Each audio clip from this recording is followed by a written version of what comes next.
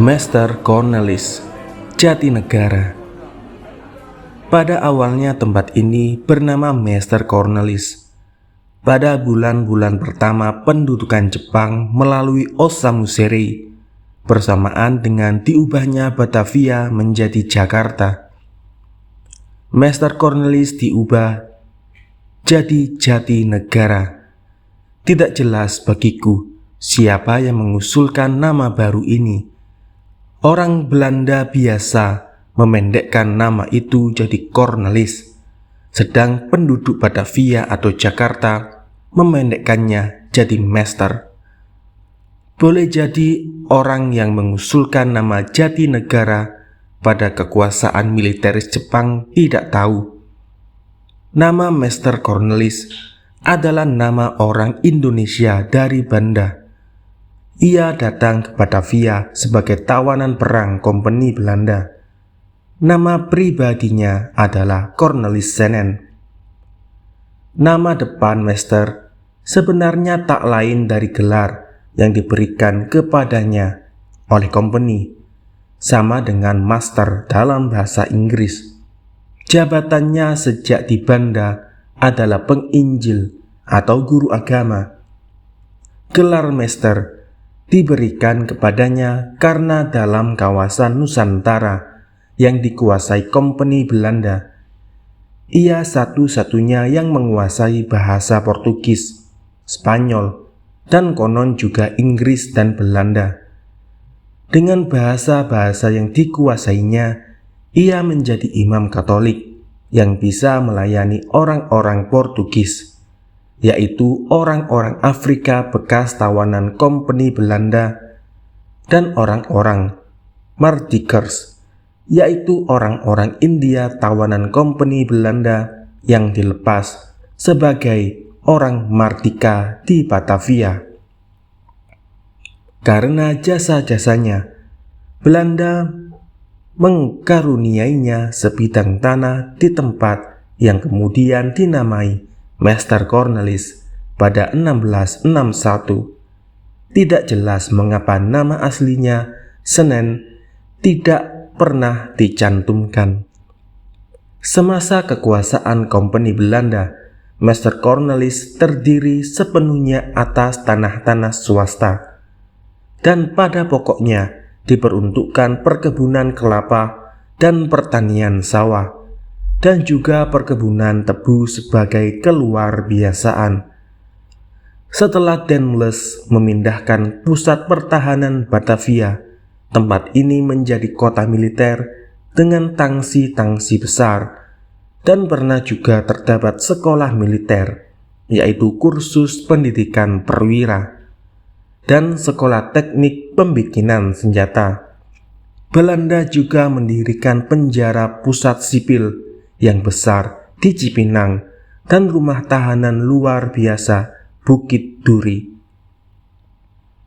Di rumah tahanan luar biasa Bukit Duri ini, Belanda pernah menyekap diriku sejak Juli 1947 sampai Desember 1949, 2,5 tahun, dan di tempat ini pula karya-karya awalku dilahirkan.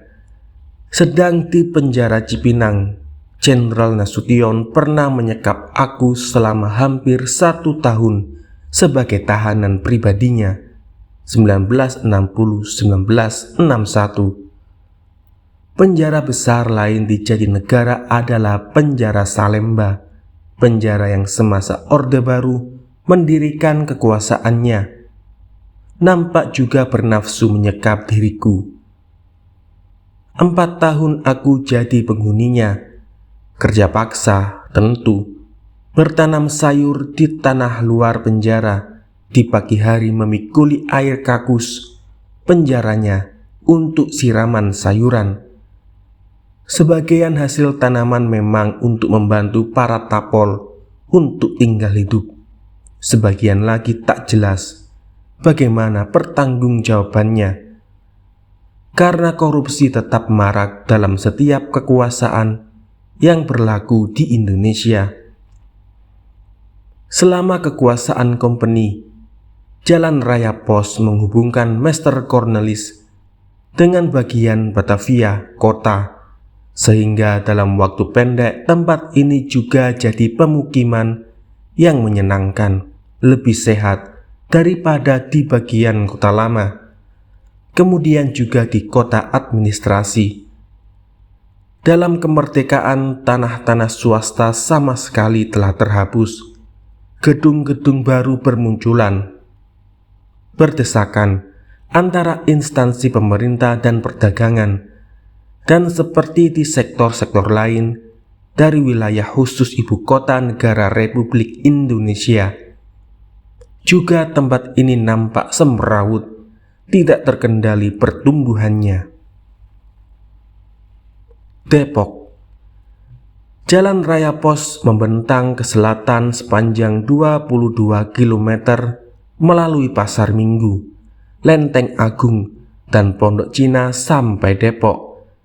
Dari namanya, Lenteng Agung dan Pondok Cina dengan mudah orang dapat membayangkan dulu di dua tempat tersebut pernah berdiri sebuah kelenteng besar dan pemukiman penduduk Tionghoa. Wilayah kiri kanan jalan sampai Depok pun dahulu merupakan tanah swasta milik orang Eropa atau Tionghoa. Depok sendiri semasa Kompeni Belanda alias VOC milik C.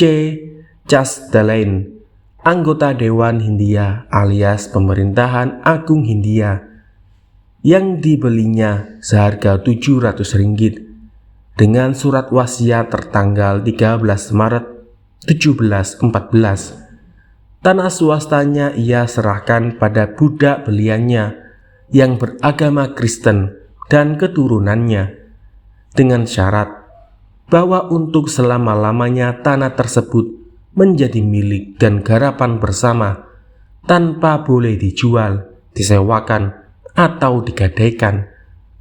Syarat lain yang disebutkan adalah tak bolehnya orang Tionghoa tinggal di situ, tak boleh terjadi jual beli candu dan berjudi.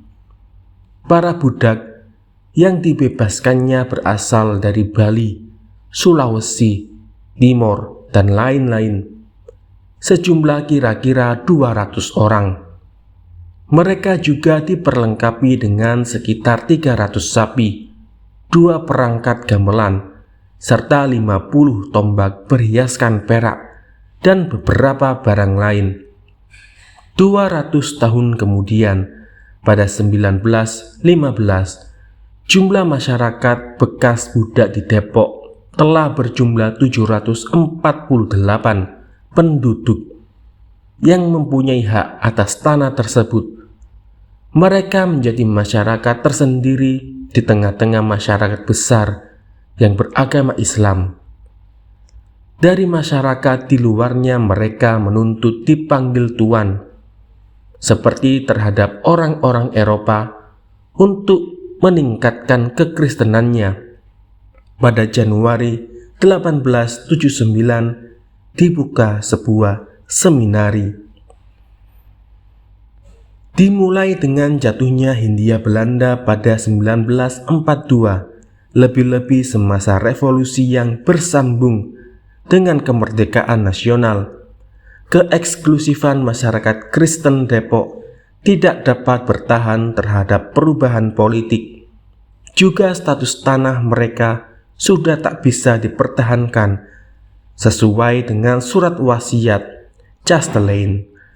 Sebagian besar tanah-tanah pertanian telah menjadi wilayah pemukiman yang dihuni oleh para pendatang dari seluruh penjuru Indonesia.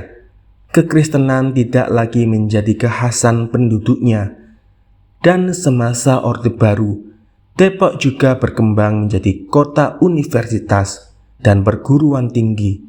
Sedang di bidang administrasi sekarang menjadi kotif dalam Kabupaten Bogor. Buitenzorg, Bogor, 22 km di selatan Depok, Jalan Raya Pos sampai ke Bogor. Semasa kolonial lebih dikenal dengan nama Buitenzorg. terjemahan dari Prancis, sans souci, yang berarti tanpa beban pikiran, santai saja. Pembangunan jalan raya pos dari Batavia sampai sini diberitakan lancar saja. Artinya tak diberitakan adanya korban yang jatuh. Bahwa tak ada korban jatuh, rasanya tidak mungkin karena dasarnya adalah kerja paksa, birokrasi company yang korup, dan pembesar-pembesar pribumi yang sama korupnya. Jadi sama halnya dengan pembangunan antara Anyer Batavia, aman-aman saja.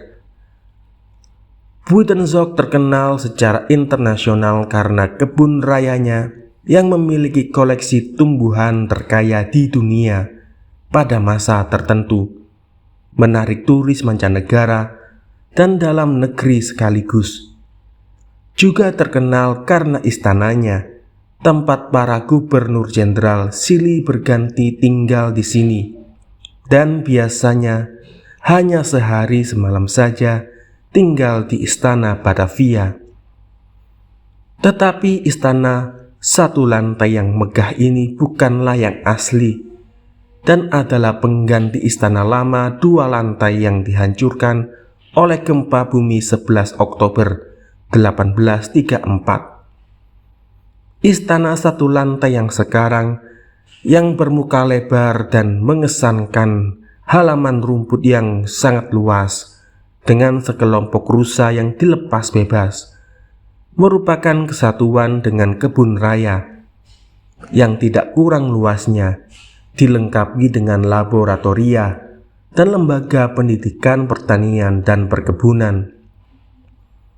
Wilayah ini juga terkenal dengan tingginya curah hujan, rata-rata dalam setahun 432 cm, sehingga kota Buitenzorg atau Bogor mendapat julukan kota hujan. Kenyamanan udara membuat warga ibu kota negara suka melarikan diri ke wilayah sini di waktu-waktu liburan. Di samping itu, yang juga membuat terkenal adalah adanya batu bertulis bertahun 1355 Saka atau 1433 Masehi, dengan inskripsi dalam bahasa Sunda kuno dan batu dengan gambar 2 tapak kaki di sampingnya. Karena kehadiran batu-batu tua tersebut, tempat keberadaannya dinamai batu tulis. Barang 2 abad sebelum kedatangan bangsa-bangsa Eropa di Jawa, Buitenzorg atau Bogor, menurut penyelidikan yang makin lama makin menentu, merupakan ibu kota kerajaan Pajajaran bernama Pakuan, didirikan pada 1355 Saka atau 1433 Masehi. Sebagaimana tercantum dalam batu tulis tersebut, kerajaan Hindu Sunda terakhir ini hilang dari sejarah setelah ditaklukkan oleh kerajaan Banten yang Islam. Peninggalan lama Bogor yang juga menarik banyak wisatawan adalah arca Domas, 800 arca dengan gaya pahatan kasar Polinesia yang menggambarkan para leluhur, dengan ketinggian 264 meter di atas permukaan laut. Pada kaki Gunung Salak, tanahnya subur dan menjadi pintu gerbang memasuki daerah Priangan Sijelita. Pundi-pundi komoditi kekuasaan kolonial yang berasal dari perkebunan kopi, teh, kina. Tidak mengherankan bila pada awal revolusi Belanda berusaha menguasai kembali Bogor untuk dapat memperoleh kembali pundi-pundinya. Akibatnya, sepanjang jalan raya pos dari Jakarta sampai Bogor berlumuran darah. Para pemuda Indonesia, tentu saja aku sering melewati kota ini, bahkan beberapa kali menghadiri pertemuan di Istana Bogor. Terakhir, semasa Orde Baru setelah bebas dari Pulau Buru, menghadiri perkawinan salah seorang anak wakil Presiden Adam Malik. Di suatu sudut halaman istana berdiri patung wanita, Si Denok, pahatan seniman Trubus, salah seorang seniman yang disayangi Bung Karno. Semasa Orde Baru membangun kekuasaannya melalui pembunuhan, penghancuran, dan perampokan, Bung Karno berusaha menyelamatkan jiwanya dari pembunuhan dengan cara memanggilnya ke Jakarta. Tanpa banyak pertimbangan, ia berangkat ke Jakarta dari Solo dengan sepeda motornya. Di tengah jalan ia singgah di tempat kelahirannya. Sejak itu, tak pernah terdengar kabar beritanya lagi. Ia hilang hanya karena anggota Lekra, organisasi seniman pendukung Bung Karno yang dimusuhi Orde Baru. Trubus hilang di kampung, kota, provinsi kelahirannya sendiri, Jawa Tengah.